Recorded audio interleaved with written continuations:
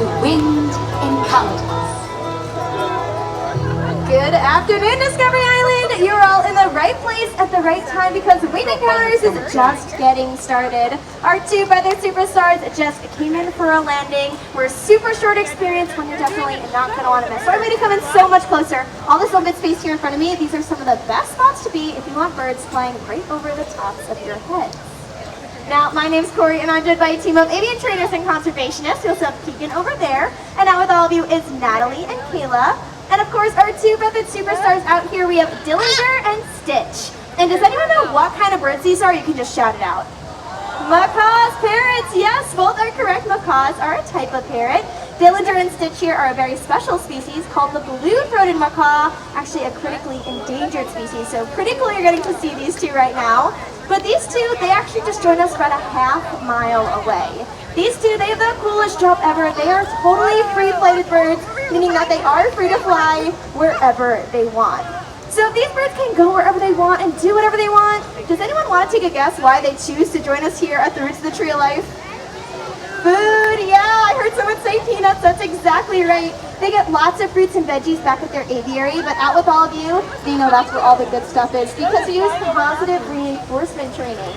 So what that looks like is when the birds do something we like, simply put, they get something they like. All sorts of their favorite snacks, things like peanuts, almonds, banana chips, and that's our way of communicating with the birds, saying, hey, thanks for coming out here and joining all of us. We hope you do that again and again so we can keep getting you some really cool up-close encounters with these incredible birds.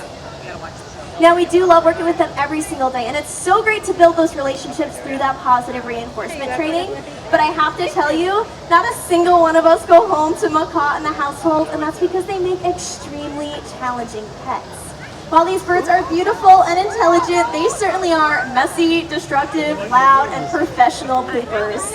Yeah, and they're going to be all those things for the next 50 to 60 years. These birds live decades on end, really making them a lifelong commitment. And that's why it's so great you can come to places like Disney's Animal Kingdom, meet birds just like Dillinger and Stitch here to get that parrot fix, but maybe keep those homes parrot-free.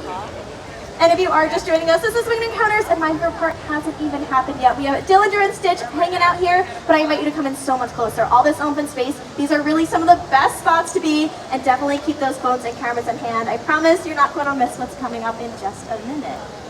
I do want to talk a little bit more about these two here. I mentioned that they're a critically endangered species. The blue-throated macaw is really special to us because they're only found in the northernmost part of Bolivia. These are some of the rarest animals you can find out in the wild. There's actually estimated to be fewer than 400 individuals left. Like so many other species, they're facing things like deforestation, which is leading to their habitat loss and even the illegal pet trade.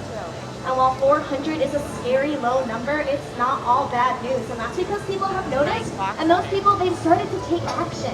For example, we partnered with an incredible organization called the World Parrot Trust. They're leaders in macaw conservation, and they're working at breeding blue-throated macaws, just like Dillinger and Stitch here, to release out to the wild.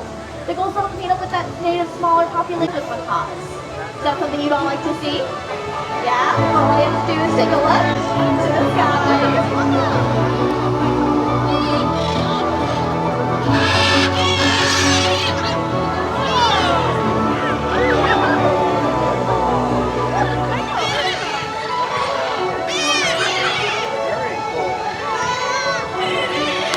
Whoa! Pretty incredible, right? Absolutely a sight worth protecting. Hit my phone. Oh no! Places. We have so many birds joining us. I see a couple more of the blue-throated macaws, just like Mia and Cooper coming in for a landing here with Kayla. We're joined by some other species as well. I see Kathy right here in front of me. She's a green macaw. And I also see Holly over here joined by her buddies Blizzard and Delilah. These little green birds are called red-fronted macaws. They're actually another critically endangered species we're getting to help out through the World Parrot Trust. There's only about 600 of these birds left in wild places. So it's all so important that we play our part and help out our native counterparts because we're the only species who can do anything about it, right? But it does look like these birds are finishing up their snack, so make sure you guys set the cameras up. We'll see if they're ready to take flight and head out on their next adventure. Sorry. Here we go. That was Looks too like everyone's close. out of here, but Kathy's sticking around to finish up some snacks. We'll definitely be here as long as she wants to hang out. So if you have any questions, feel free to come and chat with any other trainers.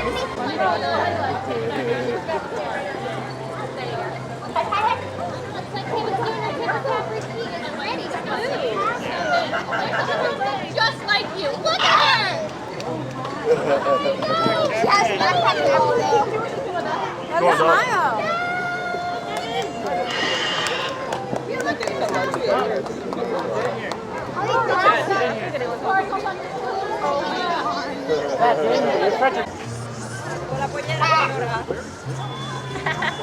making a documentary of you.